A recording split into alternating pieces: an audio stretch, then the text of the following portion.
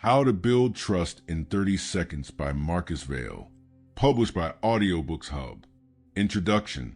There's a quiet moment when two people meet.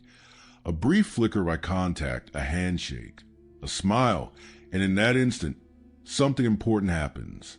Trust either begins to form or it doesn't. It's easy to underestimate that moment.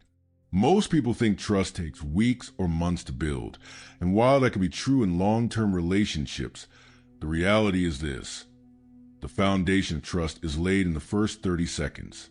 Think about the last time you met someone new, maybe a colleague, a client, or even a stranger at a social event. Within moments, you likely made a snap judgment about them. Were they open or closed off? Sincere or fake? Did you feel like you could talk to them? Or did your instincts tell you to keep your distance? Now flip the scenario. Every time someone meets you, they're doing the same thing. They're scanning for signals, subtle cues, tiny behaviors that say, I'm safe or I'm not. This book is about mastering those moments. It's about becoming the kind of person who naturally inspires trust, not by manipulation, but by authenticity, by presence, by understanding the unspoken language that governs human connection. I didn't always understand this. Like many people, I thought trust was built on shared experiences and deep conversations. And while those things matter, I started to notice something powerful when I began paying attention to how people responded to me in the first half minute of an interaction. I noticed how posture, tone, facial expressions, and even silence could either open a door or quietly close it. I began to study those who walked into a room and instantly made others feel at ease. What were they doing that I wasn't?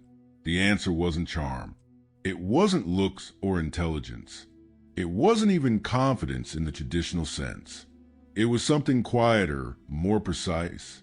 It was emotional clarity. It was alignment between what they said, how they said it, and what their body communicated without words. It was integrity, visible in an instant. We live in a fast world. People don't always have time to get to know you. First impressions often are the lasting impressions. Whether you're giving a pitch, going on a date, attending a job interview, or trying to lead a team, those first 30 seconds can shape the entire trajectory of the relationship. That's not a curse. It's an opportunity. In this book, we'll explore how to make those first moments count. Each chapter will focus on a key principle, backed by real psychology, sharpened by experience, and illustrated with practical examples. You'll learn what to do and what to avoid, how to read people quickly, and how to adjust your presence without losing your authenticity. You won't need to become someone else. In fact, the goal is to become more yourself, just in a way that others can recognize and trust fast. This isn't about tricks or surface-level tactics. It's about learning how trust works and aligning your behavior with that understanding. People want to trust, but they need the right signals. When you know how to send them, the game changes. Suddenly, doors open, conversations deepen, resistance melts. And here's the best part. Once you learn how to build trust quickly, you begin to see it everywhere.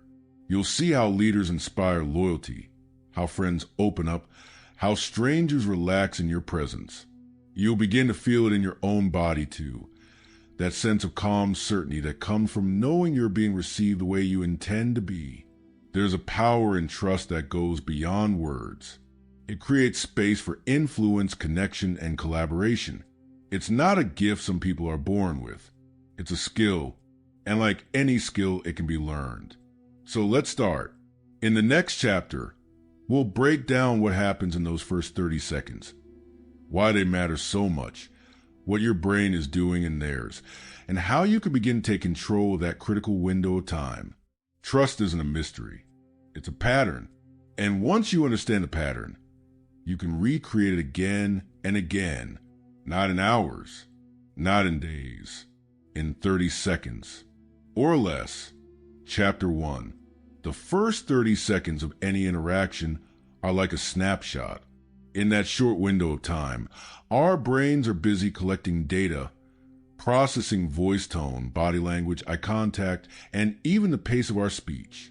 It may feel spontaneous, but underneath it all, there's a fast and powerful system at work: human instinct. And that instinct is wired to answer one key question: can I trust you? Whether we realize it or not, we're constantly scanning others for cues of safety or threat. This isn't paranoia. It's biology. Long before we had language, we relied on these nonverbal cues to survive. Is this person friend or foe? Do they mean harm or offer help? Our brains still work the same way today. Even if the threats are no longer saber-toothed tigers, but rather emotional, social, or professional risks. In those first seconds of meeting someone, we unconsciously evaluate two things: warmth and competence. This insight comes from social psychologist Amy Cuddy's research. Warmth answers a question: does this person care about me? Competence answers: can this person get things done? Interestingly, people care more about warmth first. That's because we need to feel safe before we worry about whether someone is capable. So, if your goal is to build trust quickly, your first job is to signal warmth. That doesn't mean being overly friendly or fake. It means showing up as a real human being, present and open. Warmth can be conveyed in many ways: a genuine smile, relaxed shoulders, steady eye contact, or simply the act of listening. It's less about what you say and more about how you show up. Let's talk about eye contact. Eye contact is one of the fastest ways to build trust, but only when it's done right. Too little eye contact and you seem evasive. Too much and you might come off as intimidating or aggressive. The sweet spot is natural, steady, and respectful. When someone feels seen, truly seen, they begin to feel safe. Then there's your voice. Tone matters more than words in the beginning. A calm, clear, confident tone signals presence and security. You don't have to be loud or charismatic. In fact, the most trusted people often have a grounded tone, one that says, "I'm not here to prove anything. I'm here to connect." Speaking too fast, on the other hand, can come off as nervousness or even insincerity. Slow down. Let your words breathe. And of course, body language. Your posture speaks before your mouth does. Are your arms open or crossed? Are you leaning in slightly or backing away? Do your gestures match your words? Trust is felt when there's congruence, when everything about you communicates the same message. If you say, "Nice to meet you," but your eyes dart to your phone and your arms stay tightly folded, the words fall flat. Even your presence, how fully you show up, matters. People can sense when you're distracted, rushing, or only half engaged. Presence is a kind of invisible energy, and it's rare. That's why it's so powerful.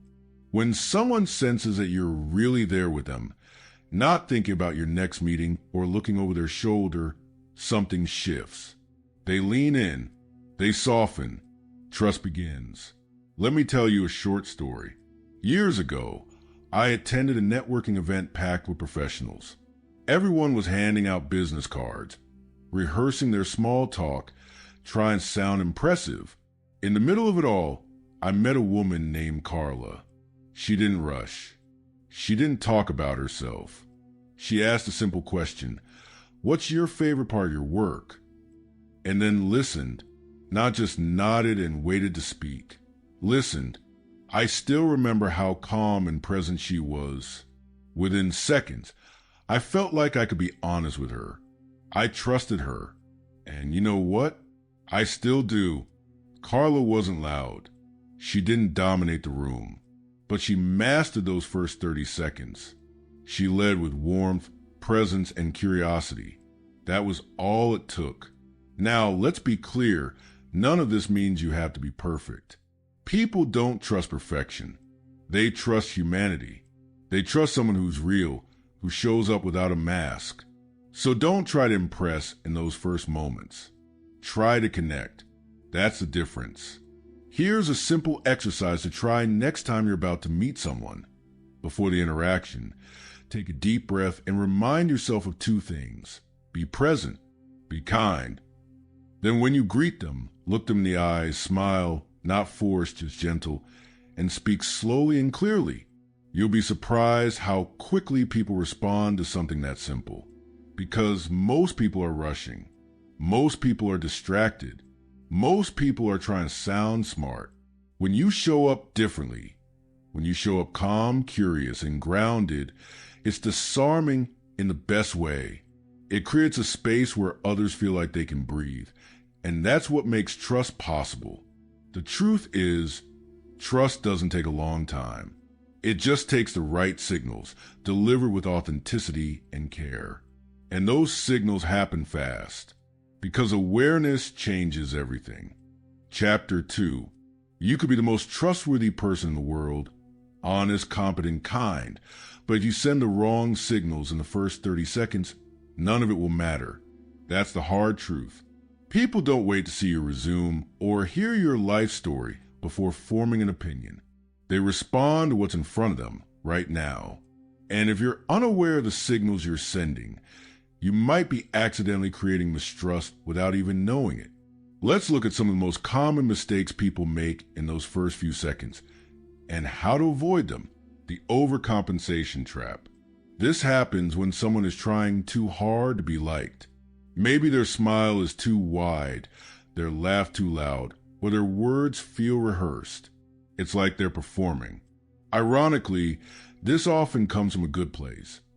People want to make a good impression, but when it feels forced, others pick up on the inauthenticity. It creates discomfort. Here's the better move. Drop the performance. Just be present.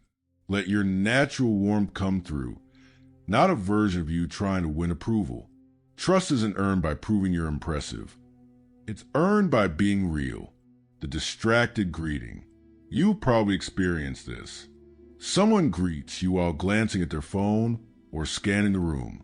They say, "Nice to meet you," but their eyes are elsewhere. It instantly makes you feel unimportant. You might even hesitate to open up or continue the conversation. The fix? Be fully there. Even if it's just for a minute, give your full attention. Look the person in the eye. Put the phone away. People remember how you made them feel, and nothing builds trust faster than making someone feel truly seen. The rush start. In our fast-paced world, many people speak too quickly, especially at the beginning of a conversation. Maybe it's nerves, maybe it's pressure, but fast talk often comes across as anxiety or even sleazy urgency.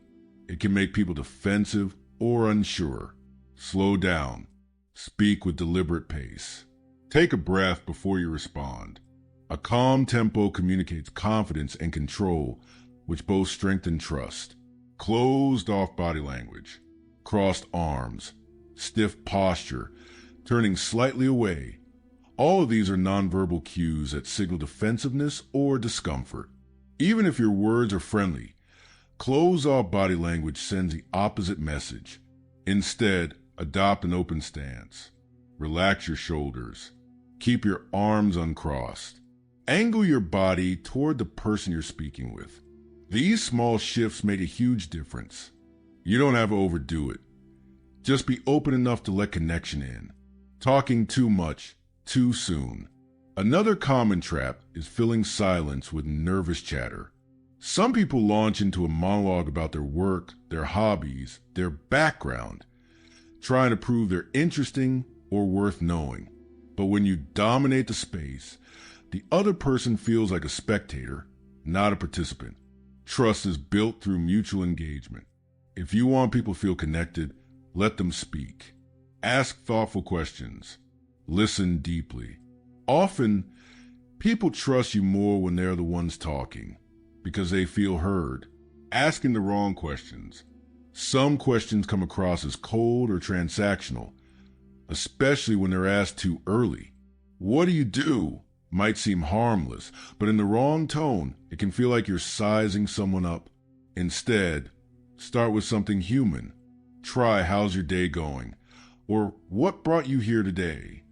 These softer openings invite conversation rather than interrogation. Remember, trust begins when someone feels emotionally safe.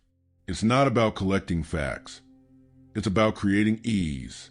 Too much, too soon. Sharing personal information can help build connection, but oversharing too quickly can create discomfort. Trust as a rhythm.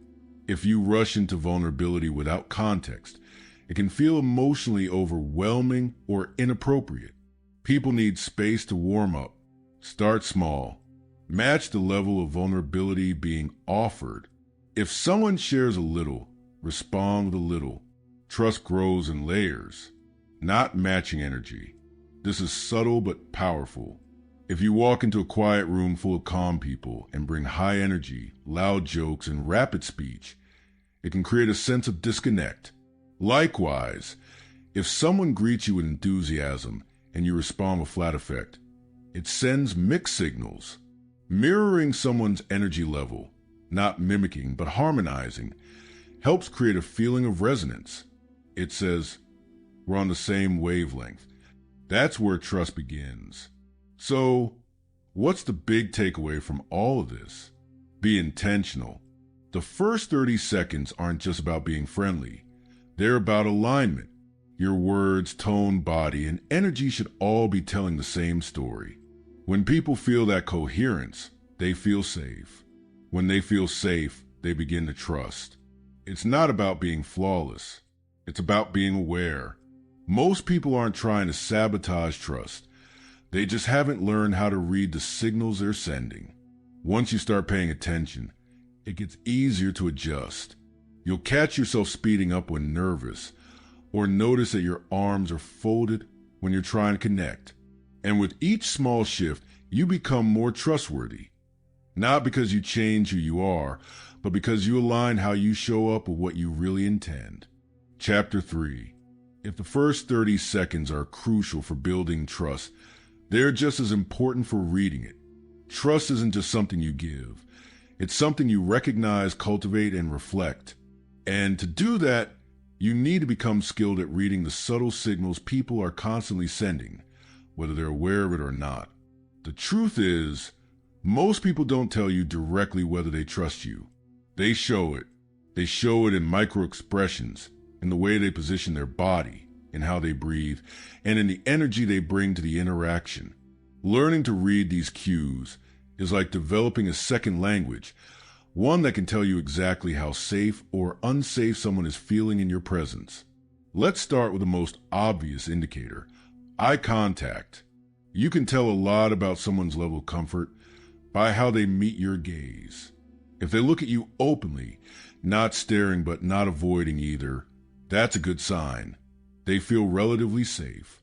If they avoid eye contact, it could signal anxiety, distrust, or social discomfort. On the other hand, if they hold eye contact too intensely, it may be an attempt to control the interaction or mask discomfort. Your job isn't to judge, but to notice and respond with calm, non-threatening energy. Next, look at facial expressions, particularly in the first moments of a greeting. A genuine smile involves not just the mouth, but the eyes. If someone's smile seems tight or forced, they may be on guard. If their face softens when they see you, that's a sign you've lowered their internal defenses. Even just a little. Those first flickers of reaction say more than their words will. Then there's posture and body orientation. Someone who's open to connection will often face you directly, shoulders relaxed, body oriented toward yours. If they angle their body away, step back, or create barriers like crossing their arms or holding an object between you, they might be signaling discomfort or hesitation. These aren't always signs of mistrust. Sometimes people are just shy or tired, but they are cues worth noticing. And then there's voice. Pay attention not just to what people say, but how they say it. Does their tone rise nervously at the end of sentences? Do they speak quickly or fumble their words? Or do they speak slowly and clearly, showing comfort and ease? When someone begins to trust you, their voice often settles. They become more relaxed in how they express themselves. One of the most powerful but easily overlooked Indicators is mirroring. When someone feels safe and connected with you, they often start to subtly mimic your gestures, expressions, or posture. This is not something they do consciously. It's a built-in part of human empathy. Mirroring is how we signal rapport and mutual understanding. If you lean slightly forward and they do too, if you smile and they respond with a smile, those are signs you're gaining their trust. Another sign to watch for is micro-yes. These are small verbal or nonverbal agreements, nods, brief affirmations like or right, or moments when they lean in or engage more deeply in conversation. These subtle signs of openness are like stepping stones. They mean the other person is letting you in piece by piece. Of course, none of these cues exist in a vacuum. Context matters. Someone might avoid eye contact, not because they distrust you, but because they're overwhelmed, shy, or from a culture where direct eye contact is considered rude. So don't read any one signal as absolute truth. Instead, look for clusters. When several signals point in the same direction, they paint a clearer picture. Once you learn to read these signals, you gain a powerful ability not to manipulate, but to respond with care. You can adjust your energy in real time. If someone looks tense, you can slow down your speech, soften your tone, and give them more space. If someone opens up, you can match their openness and allow the trust to deepen. Reading trust is a practice of emotional presence. It's about noticing without rushing, listening not just to words, but to pauses, shifts, hesitations. Paying attention not just to what someone says, but to what their body says when they say it. It's the difference between a good interaction and a transformative one. Here's a simple technique you can use in any first interaction. The observe-respond loop. Observe. In the first 5 seconds, scan gently what's their body language. Do they look comfortable or tense? Are they making eye contact? Are they smiling genuinely? Respond. Adjust your presence. If they seem guarded, offer more warmth. If they seem energetic, mirror their liveliness a little. If they're shy, slow down and create more room for them to speak. Observe again. Watch how they react to your adjustment. Do they relax a bit? Do they open up more? Do their eyes soften? This simple loop helps you stay grounded and others feel seen. It creates a feedback system built on care. And the more you practice it, the more naturally it becomes part of how you connect. Let me share a real example. A man I once coached, named Daniel, was struggling with building rapport during client pitches. He knew his product inside out, but something was missing. People were polite, but distant. I asked him to record himself during the first 2 minutes of his next pitch. When we watched it back, the problem was obvious. He spoke too fast, barely looked at the client, and jumped straight into facts and figures. We worked on one thing, reading the room. Before launching into his pitch, he learned to look for the other person's signals, how they sat, how they smiled, how they opened the conversation. He began to ask one warm, open-ended question at the start, and suddenly his success rate changed. Not because he changed the content, but because he changed the connection. Trust isn't about performing. It's about paying attention. So when you walk into that meeting or that interview or that first date, don't just think about what you'll say. Think about what they're showing you. Because the fastest way to earn trust is to notice someone's unspoken needs and respond with genuine care. Chapter 4. Words matter. A lot, but not in the way most people think. We tend to imagine that trust is built by saying the right things, smart things, persuasive things, charming things. But in reality, the words that build trust fastest aren't impressive. They're simple, gentle, sometimes even surprising. Because the goal of your first 30 seconds isn't to dazzle or dominate. It's to make the other person feel safe. And safety starts with language. Think about the last time someone said something that instantly made you feel at ease. Maybe it was a casual, "Hey, no pressure," or a kind, "I get it." or just a sincere, good to see you. Those are tiny phrases, but they carry big weight.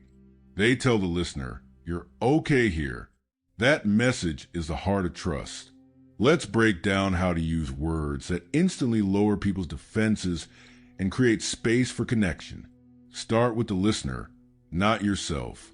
One of the quickest ways to lose trust is to make the first 30 seconds all about you. People instinctively pull back when they feel someone is trying to take control of the space, dominate the conversation, or prove something. Instead, start by centering them, not in a fake or flattering way, but with sincere curiosity. Try saying, how's your day going so far? What brought you here today? I've been looking forward to talking with you. These aren't just polite. They signal openness. They say, I see you and you matter here. That alone builds trust faster than any elevator pitch ever could. Use phrases that soften the space. People are wired to look for threats. Social threats, emotional threats, judgment. If your language comes across as intense, demanding, or too direct right away, people tighten up. Even if your intentions are good, soften your language by using what I call permission phrases. These are short, friendly signals that say, we're just talking, you're safe. Examples. Would it be okay if I ask you something? Feel free to stop me if this doesn't make sense. Just to check, does this sound all right to you? These small phrases give the other person a sense of control, and that feeling of being in control builds trust like nothing else. Name the moment. Sometimes the best way to make someone feel safe is to acknowledge what's happening, especially if there's tension, awkwardness, or uncertainty in the air. For example, I know first meetings can be a little awkward sometimes. Totally okay if you need a moment, take your time. It's normal to feel a bit nervous. I feel it too sometimes. This kind of honesty doesn't weaken you. It strengthens you. It shows that you're emotionally intelligent enough to recognize the moment and secure enough to talk about it. That makes people relax. That makes them trust you. Use words that reflect, not redirect. In the first few seconds, people want to feel heard more than they want to be told anything. If someone shares a bit of themselves, an opinion, a feeling, an experience, reflect it back before moving on. For instance, if they say, I've had a pretty long day, don't respond with your own story. Try, yeah, sounds like you've been going nonstop. If they say, I'm not sure I'm the right person for this, instead of reassuring too fast, try, I hear that. What's making you feel that way? Reflecting builds emotional alignment, and emotional alignment is the bedrock of trust. Avoid the wrong words, even if you mean well. Some phrases sound helpful, but create distance. Be careful with things like, don't worry about it. This can feel dismissive. I know exactly how you feel. You probably don't. It's going to be fine. You can't guarantee that. Instead, use language that respects their experience. That makes sense. Thanks for telling me that. Sounds like that's been on your mind. Trust is built by respecting someone's reality, not rushing them out of it. Tone is everything. Two people can say the same sentence, but one builds trust and the other breaks it. Why? Tone. A calm, steady, warm tone carries your words with care. A rushed or robotic tone, even with kind words, can trigger doubt. Practice speaking the way you'd speak to a close friend.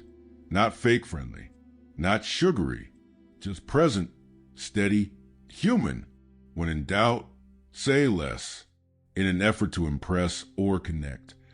Many people overtalk in those first 30 seconds, but too many words can feel overwhelming or self-centered. Often, what builds the most trust is a pause, a moment of silence, a breath that says, I'm not here to fill space. I'm here to listen. It's okay to be quiet for a moment, to let your energy, your eye contact, and your calm presence speak. Sometimes trust is built in the silence between the words. Here's a quick phrase set to keep in your pocket. Ideal for almost any situation where you want to earn trust fast. No rush. Take your time. I'm here to listen. It's simple. It's clear. It tells the other person, you're in control. I'm not going to pressure you. I care about what you have to say. That phrase alone has saved awkward meetings, cold interviews, first dates, and tense negotiations. Because trust doesn't need a pitch. It needs a pause. So the next time you meet someone new, remember, your words don't need to be perfect. They need to be present. Slow down. Speak gently. Focus on them. Reflect what they show you. Chapter 5. They say actions speak louder than words. But when it comes to trust, your body speaks first. Before you say anything, before you even introduce yourself, your body is already communicating, and the person in front of you is already deciding whether they trust you. It happens in a flash. In fact, studies show that we form a first impression in less than a second. That's right.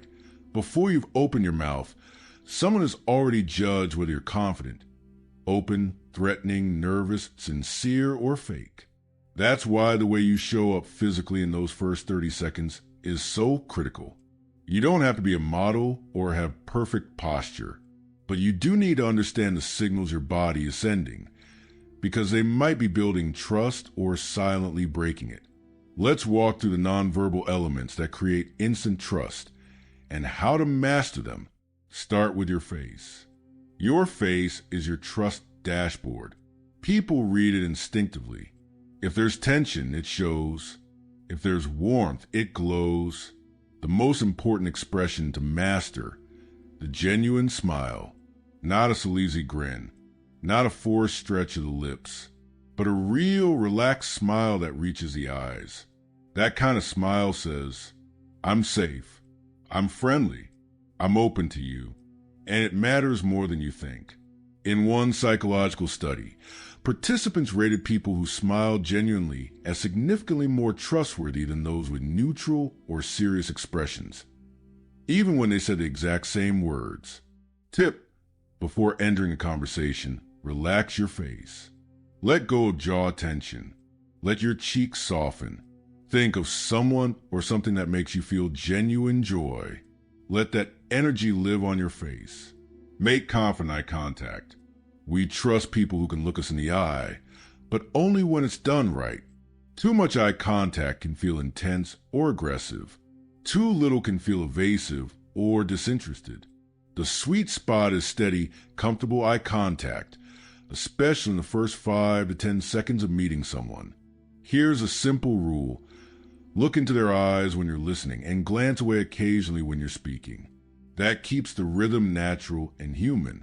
And most importantly, don't stare them down to prove confidence. True confidence is relaxed. Use open body language. Crossed arms, hunched shoulders, or hands in pockets all send the same message.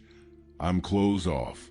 Even if your words are warm, your body is saying, I don't want to be here. Instead, keep your arms open and loose. Show your palms occasionally when you talk. Keep your shoulders back and your chest relaxed. Stand or sit upright but not rigid. Open body language creates psychological safety. It makes you look more approachable, more honest, and more comfortable in your skin. Mind your distance. Trust has a spatial dimension. Stand too close, and you might feel invasive. Too far, and you seem disconnected. A good general rule. In most social situations, 2 to 3 feet of distance is comfortable. In more formal settings like an interview, 3 to 4 feet works well. The key is to match their comfort. If someone steps back, give them space. If they lean in slightly, mirror the gesture. This natural sinking of space builds subconscious harmony. Watch your hands. Hands are powerful trust signals. People instinctively check out your hands in the first few seconds. They want to know if you're safe. That's why keeping your hands visible is important. Don't hide them in pockets, under tables, or behind your back. Instead, Use your hands to gesture naturally when you talk. Avoid pointing, which can feel aggressive. Keep your movements smooth and intentional, not frantic or stiff. If you don't know what to do with your hands, lightly rest them on a surface or fold them loosely in front of you. The goal isn't to perform. It's to look like you're not hiding anything, because that's what your brain looks for in others too. Synchronize with the other person's energy. This is subtle but powerful. People trust those who feel like them. That's why we often connect more easily with someone who mirrors our pace, tone, or posture. This doesn't mean copying them. It means matching their energy. If they're calm and quiet, don't barge in with big gestures and loud laughter. If they're enthusiastic and upbeat, don't respond with flat, subdued body language. When your presence aligns with theirs, they feel understood, and that's the fastest route to trust. Stay grounded. Fidgeting, shifting weight back and forth, tapping feet, or swaying can make you look nervous, even if you feel fine inside. Instead, plant your feet firmly. Feel your body supported by the ground. Take up your space with quiet confidence. When you feel rooted, others will sense it, and they'll feel more at ease around you. Know your micro messages. Even tiny things you do can affect how much people trust you. Checking your phone during a conversation, you just signal that they don't matter. Looking over their shoulder, you're telling them you're distracted. Glancing at the clock, you're sending the message that you want to leave. These are micro messages, and they're loud.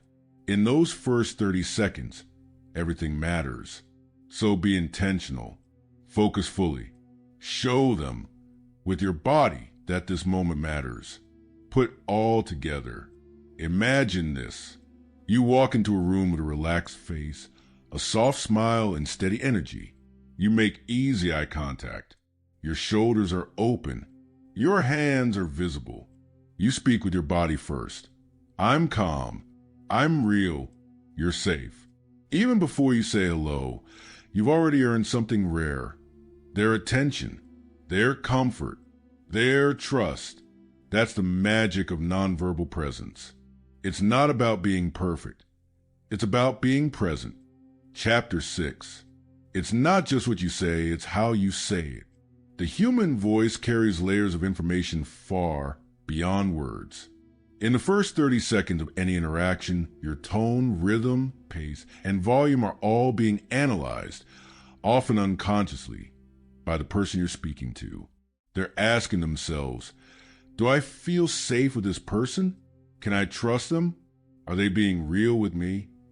Surprisingly, people are remarkably accurate at detecting sincerity, insecurity, or arrogance from just a few seconds of hearing someone speak. That's why your voice is one of the most powerful tools you have for building trust, if you know how to use it well. Let's explore the key components of vocal trust and how to master each one. Start with your tone. Tone is the emotional signature of your voice. People don't just listen to what you say, they listen to how you feel when you say it. A warm, friendly tone puts people at ease. A flat or mechanical tone creates distance. A sharp or overly intense tone can trigger discomfort or defensiveness. You can say, "Nice to meet you," in a way that makes someone feel genuinely welcomed or suspiciously sized up. The words are identical. The tone tells the truth. Here's the secret. People trust voices that reflect calm confidence and positive intent. To develop that tone, breathe before you speak. A breath grounds your energy and steadies your voice. Smile slightly while you talk. It subtly lifts the tone. Speak from your chest, not just your throat. A resonant tone sounds fuller and more assured. Slow down just a little. Rushing your words makes you sound anxious or inauthentic. Pay attention to your pace. Fast talkers often think they sound smart or efficient, but to someone listening, speaking too quickly can feel overwhelming or suspicious, like you're trying to sell something or hide something. On the other hand, Speaking too slowly can come off as dull or uncertain. The ideal pace is somewhere in the middle, relaxed but intentional, just fast enough to keep attention, and just slow enough to give your words weight. Try this. Pause slightly after a key statement. Let it breathe. That small silence shows confidence. It says, what I just said matters. Watch your pitch. Pitch is another trust signal people pick up on instantly. A voice that rises sharply at the end of every sentence, like a constant question, can sound unsure, even if the words are confident. A monotone voice sounds robotic or uninterested, and a voice that's too high-pitched under stress may seem anxious or strained. What works best? A natural, conversational pitch with a slight downward tone at the end of key statements. That vocal descent signals certainty, which people interpret as credibility. If you want to be taken seriously, end with gravity, not hesitation. Keep your volume steady. Volume isn't just about being heard, it's about being received. Speaking too loudly can make you seem domineering. Speaking too softly can make you seem timid or unclear. The key is to match the context and the person. In a quiet setting, a softer voice draws people in. In a busy environment, you'll need more volume, but always keep it under control. People trust voices that feel balanced, not overpowering, not weak, but measured and tuned to the room. Use vocal variety. Have you ever heard someone speak in a flat, monotonous voice and instantly felt bored or disconnected? Lack of vocal variety, no changes in tone, pace, or rhythm, drains energy from a conversation. Worse, it can sound rehearsed, as if you're delivering a script instead of speaking to a real human being. Trust comes from authenticity, and authenticity lives in vocal variety. Let your voice rise and fall naturally. Emphasize key words. Use rhythm to create engagement. You're not performing, but you are communicating feeling, and feeling builds trust faster than facts. Practice active listening sounds. You don't build trust just by talking. You build it by listening. And part of listening is how you use your voice while the other person speaks. Simple affirming sounds like, I see. Right. That makes sense. These may seem small, but they're powerful. They signal presence. They show that you're tuned in, not just waiting to talk. Don't overdo them, but use them sincerely. When someone feels heard, they feel valued, and value is the soil where trust grows. Avoid filler words and nervous habits. We all have them, basically. They creep in when we're nervous, uncertain, or trying to fill silence. Too many filler words weaken your message and reduce your perceived credibility. They suggest you're searching for your thoughts, or trying to appear polished instead of being real. Here's a trick. If you feel the urge to say, replace it with a pause. A pause is powerful. It adds drama. It shows composure. And it buys you time to gather your thoughts. Practice speaking slowly and clearly, even if it feels a little unnatural at first. You're not aiming for perfection. You're aiming for presence. Match your voice to your body. Your voice doesn't exist in a vacuum. It's part of your full body communication. If your voice is calm but your face is tense, people notice the mismatch. If your words are kind but your tone sounds rushed or forced, people will trust the tone, not the words. That's why alignment matters. When your voice, face, and body all say the same thing, I'm here, I'm open, I care, people believe it.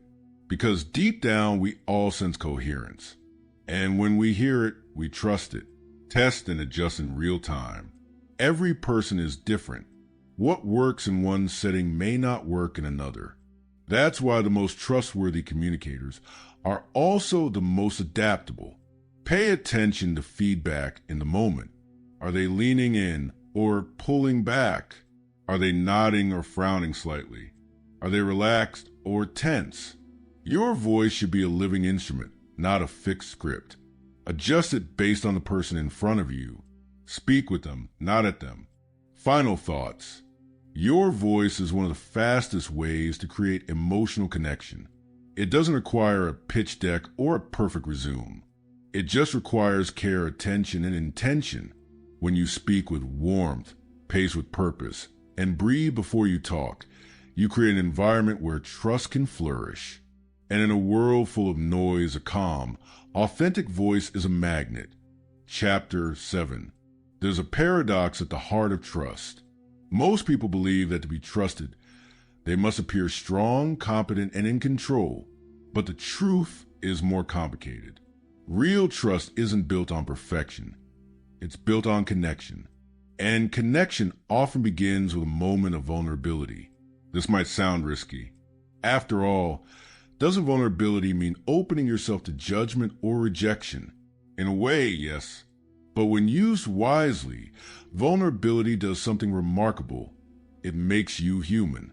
And people trust humans, not robots, not performers, not flawless experts. They trust people who are real.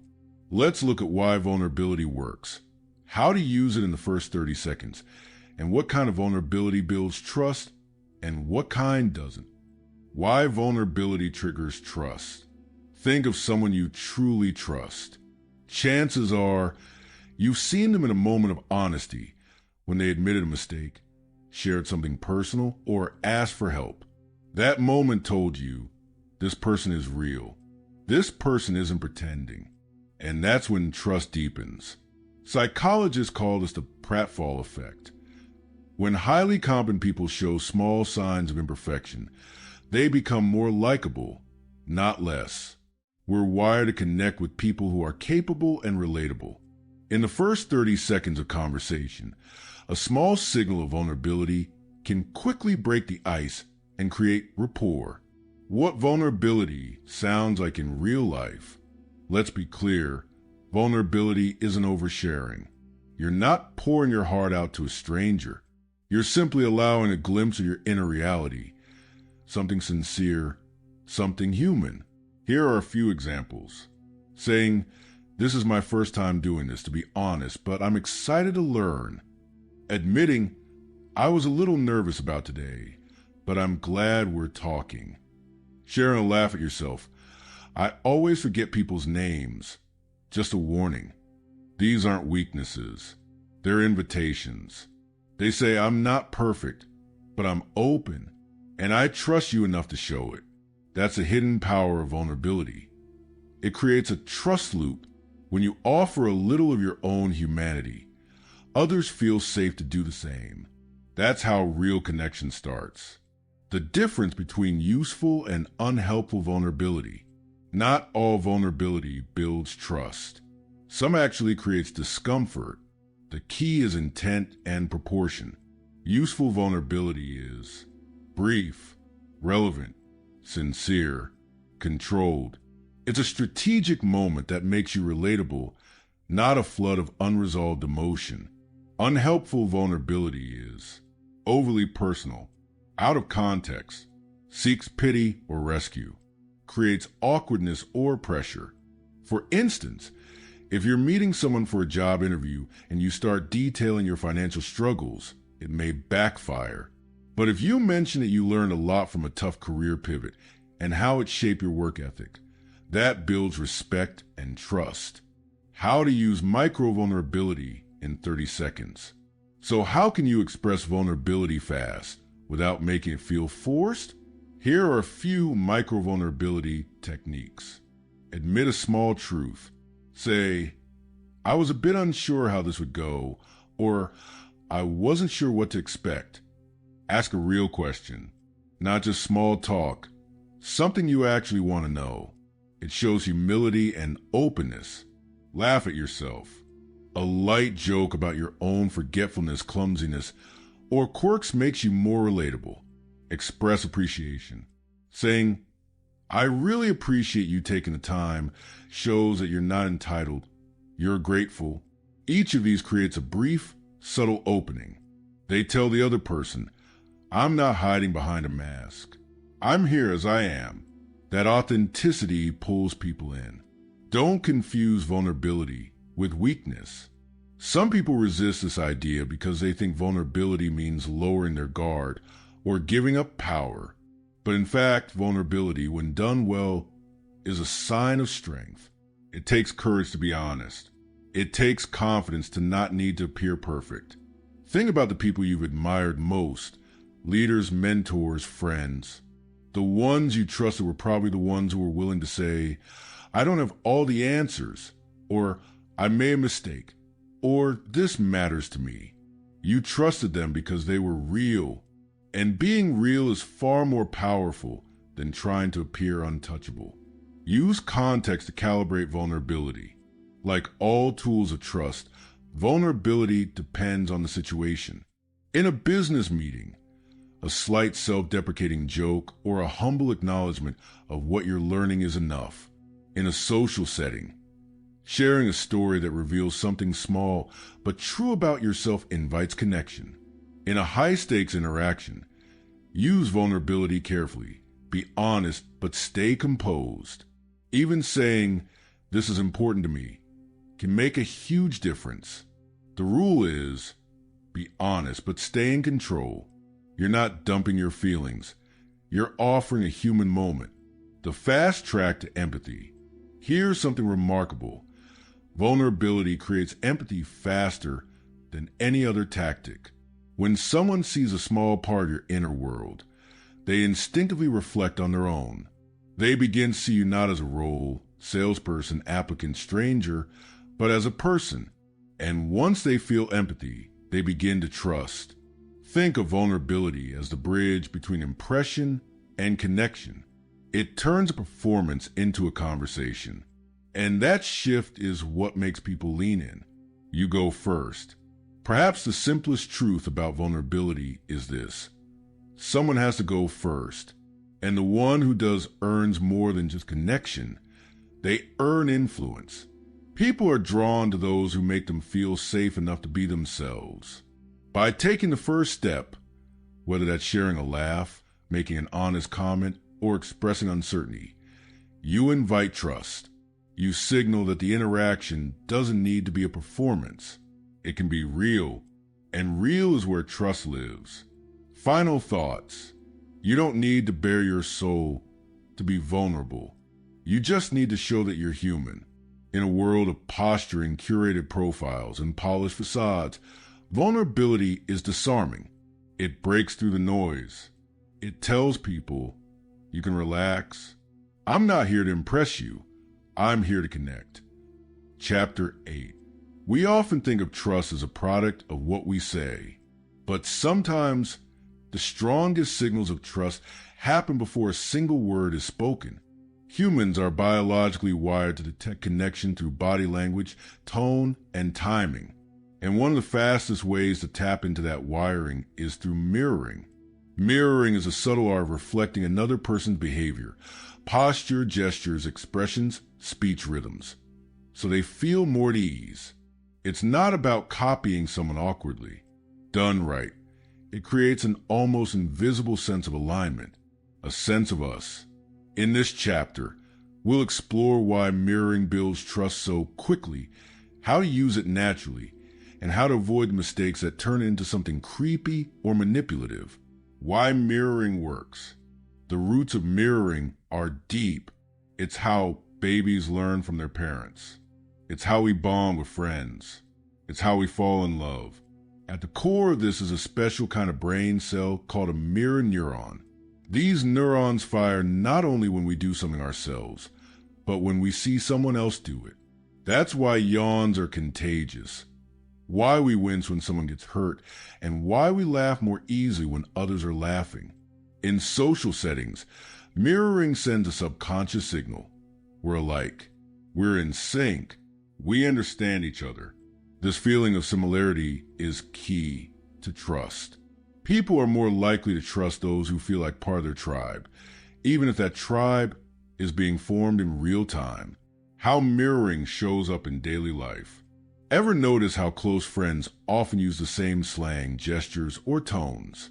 Or how people on a date sometimes reach for their drinks at the same moment or lean in at the same angle.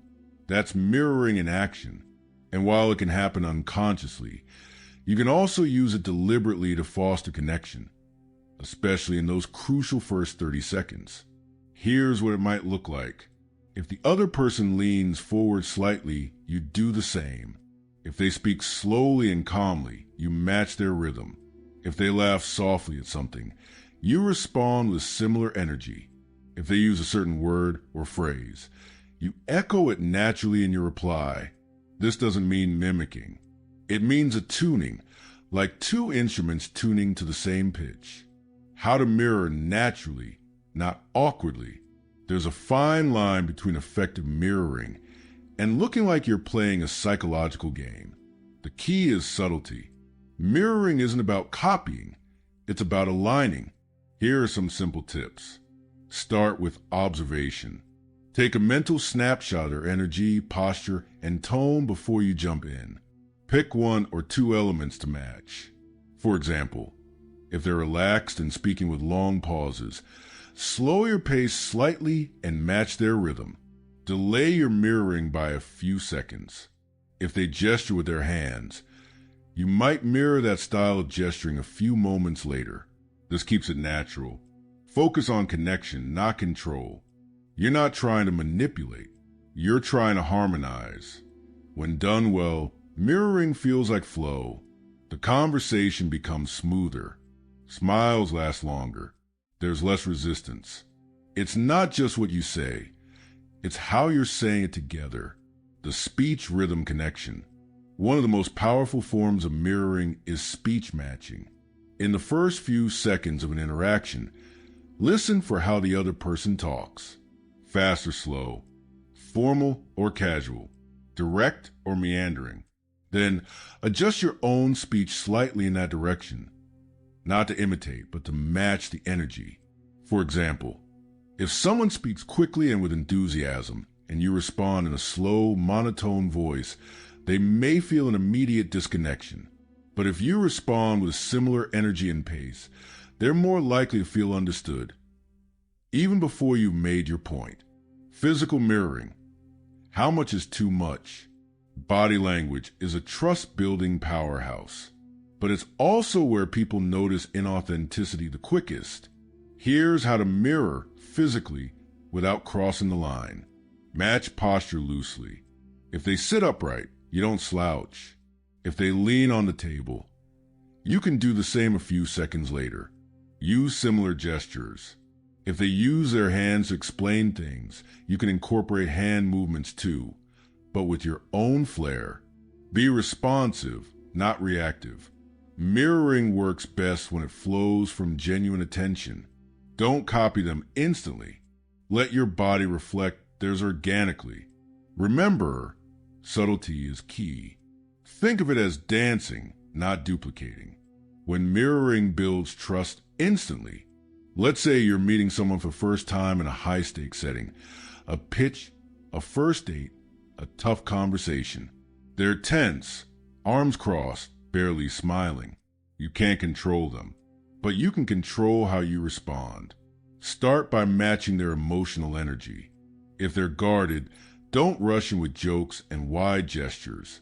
Instead, meet them at their level. Speak calmly. Keep your posture similar. Slowly. If you build comfort, they'll relax. And as they do, you can gradually lead the interaction into a more open rhythm. This process is called pacing and leading. First, you mirror to build connection. Then, once rapport is established, you gently shift the energy, and they often follow. The danger of insincerity. Mirroring only works if it's rooted in respect and empathy. If you're using it as a trick to sell, manipulate, or dominate, people will sense it. We're incredibly good at detecting fake connection. So, don't mirror just to gain influence. Mirror to build alignment. It should feel like you're tuning in to the same frequency, not trying to hijack the conversation. That's why mirroring works best when paired with presence. Be fully there. Listen deeply. Respond with care. If you do that, Mirroring happens almost automatically because you're already connected. Bonus technique: name mirroring. Another overlooked form of mirroring is using the person's name. Saying someone's name naturally and respectfully increases attention and warmth, but don't overdo it. Once or twice in the first 30 seconds is enough to create a personal touch without sounding rehearsed. Final thoughts. Mirroring is like a social tuning fork. It helps people feel safe, seen, and understood without a single word needing to be perfect. When you reflect someone's energy, rhythm, and tone, you create an unspoken message. We're aligned. We get each other. And in a world full of disconnection, that kind of alignment is rare and instantly trustworthy. Chapter 9. We're conditioned to believe that in order to gain trust, we have to talk a lot. We think if we explain ourselves clearly enough, if we use the right words, if we make a good case, people will trust us. But the real secret is this: the most persuasive people often say the least. In this chapter, we explore one of the most underestimated forces in human connection: listening. Not passive listening, not the kind where you nod while waiting to speak, but active, focused, intentional listening that makes the other person feel seen, heard, and important. When someone feels heard in the first 30 seconds, they are more likely to open up, lower their guard, and believe that you are someone worth trusting. Listening is a demonstration, not a strategy. You can't fake listening. You can fake a smile, you can fake a compliment, but you can't fake the kind of listening that builds trust. Because real listening shows up in your eyes, your body, your pauses, and more importantly, in the way you respond. True listening is rare. That's why it's so powerful. When someone feels genuinely listened to, they feel valued. And when people feel valued, they naturally begin to trust. What active listening looks like in 30 seconds. Even in the shortest interactions, your listening can be felt. Here's how to make every second count. Start with full presence. That means putting away distractions, mentally and physically. Look at the person. Give them your attention like no one else exists in that moment. Show you're tuned in. Use small verbal cues like "I see" or "right," or simply a warm nod to show you're following. Echo and reflect. Repeat part of what they just said in your own words. It tells them you're not just hearing, you're absorbing. Let silence breathe. Don't rush to fill every gap. Sometimes the most powerful thing you can do is pause and give space. These simple gestures form the foundation of trust. You don't need a perfect pitch or a polished argument. Just presence. Listening is a power move. We often associate power with speaking. The louder voice, the bigger personality, the most convincing message. But truly powerful people listen more than they talk. Why? Because listening gives you information. It reveals motivations, emotions, and priorities. And when people feel heard, they stop resisting. They feel safe. The irony is that by not pushing your agenda, you earn the credibility to eventually influence it. The "tell me more" magic. There are few phrases more disarming than "tell me more." It's a simple invitation. It signals curiosity, not control. And it opens the door to deeper dialogue. Let's say you're meeting someone for the first time. Instead of jumping in with your pitch, your story, or your advice, you ask the question. Then when they respond, you lean in slightly and say, "Tell me more about that." Most people will be pleasantly surprised. Few expect to be invited to share more, and that surprise creates instant trust. Why? Because it flips the dynamic. Instead of trying to get something from them, you're offering space, and space is powerful. The trap of half listening. Here's where most people go wrong. They pretend to listen while formulating what they're going to say next. You can spot this kind of listening a mile away. The person's eyes glaze over. Their nods are mechanical. Their responses jump too quickly into their own ideas. This kind of listening doesn't build trust. It breaks it. Instead, try this. Listen with nothing to prove, not to impress, not to win, just to understand. When that becomes your goal, your energy shifts, and the person on the other side can feel it. Micro signals that prove you're really listening. Trust isn't always built with big gestures. It's the micro signals that often have the greatest impact. Eye contact, not a stare down, just a steady, warm gaze that says, "I'm here with you." Leaning in, a subtle forward lean shows attentiveness. Mirroring emotions. If they express joy, smile with them. If they show concern, soften your tone. Minimal interruptions. Let them finish. Wait an extra beat before jumping in. These tiny acts build a wordless message. You matter. The trust-building power of summarizing. After someone shares something meaningful, reflect it back to them. You don't have to repeat it verbatim. Just paraphrase their core idea in your own words. For example, "So what I'm hearing is that you're feeling a bit stuck because things haven't moved forward? Sounds like you really want this to work, but you're not sure how to approach it." These reflections don't just show you're listening.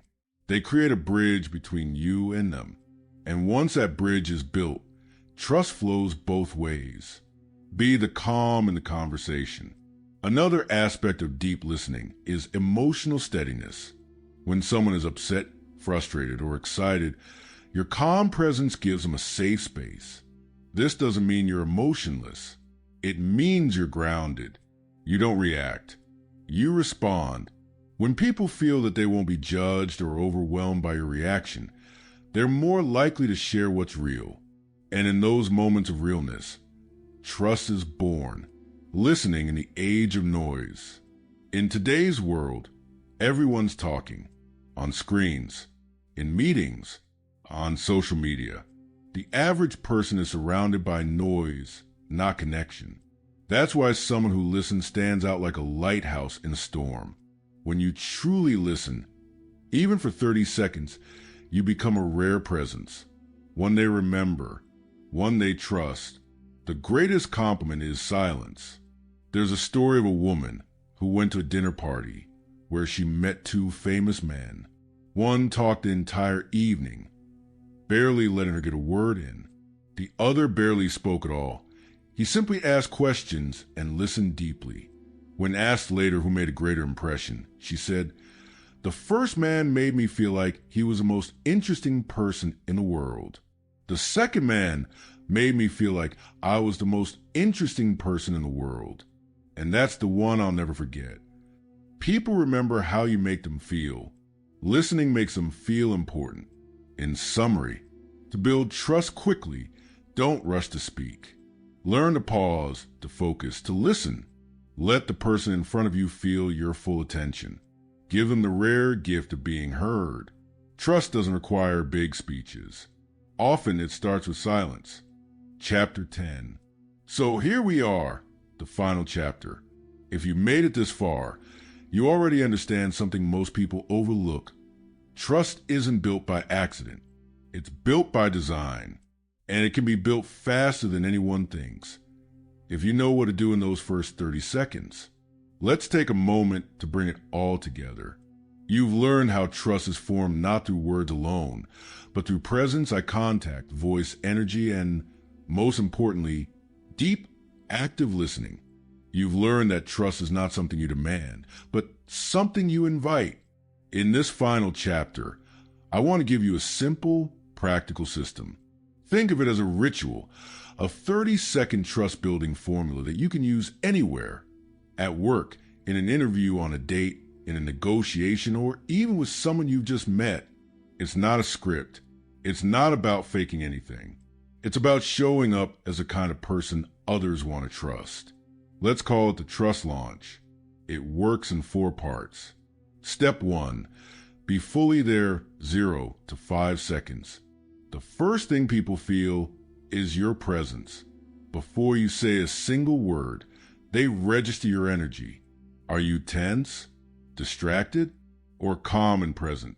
Here's how to show up. Stop rushing. Ground yourself before you enter the conversation.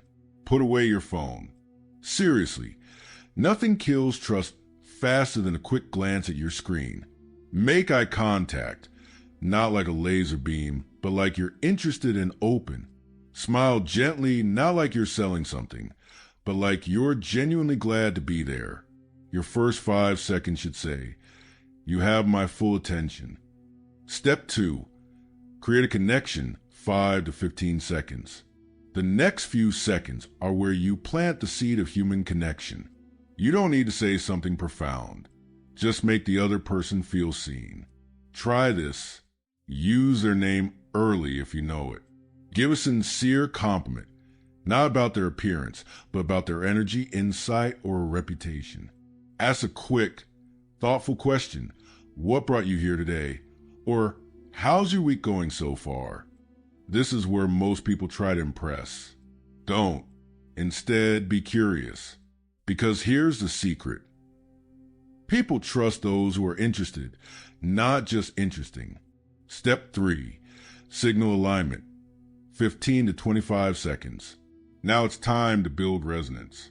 You want the other person to feel that you're on the same side of the table, not sitting across from them. How?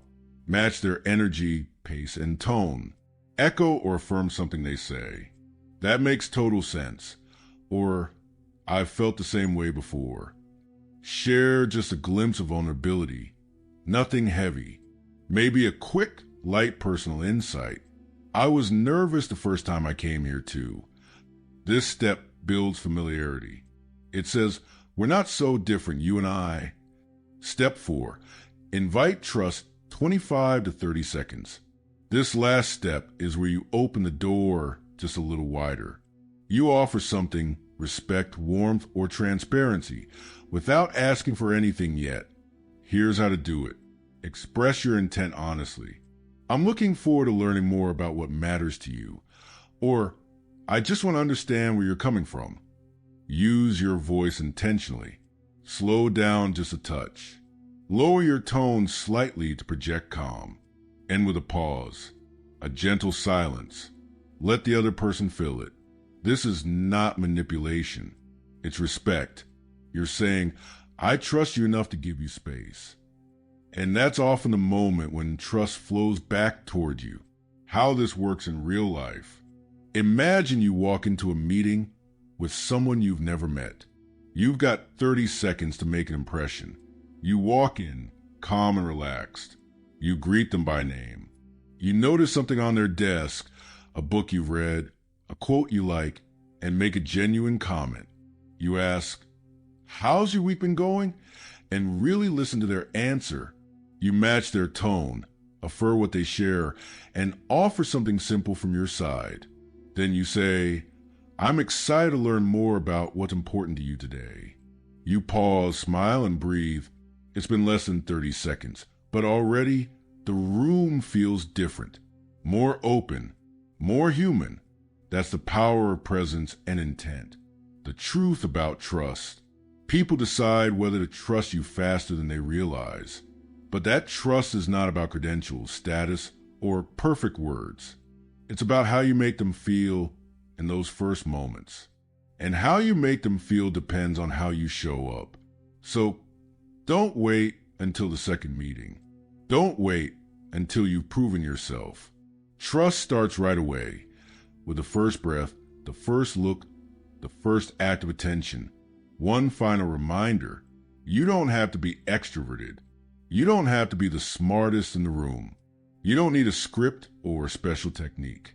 You just need to care. And then to let that care come through in how you see people, how you hear them, and how you be with them. In the end, trust is not a transaction. It's a gift. And now you know how to give it in just 30 seconds.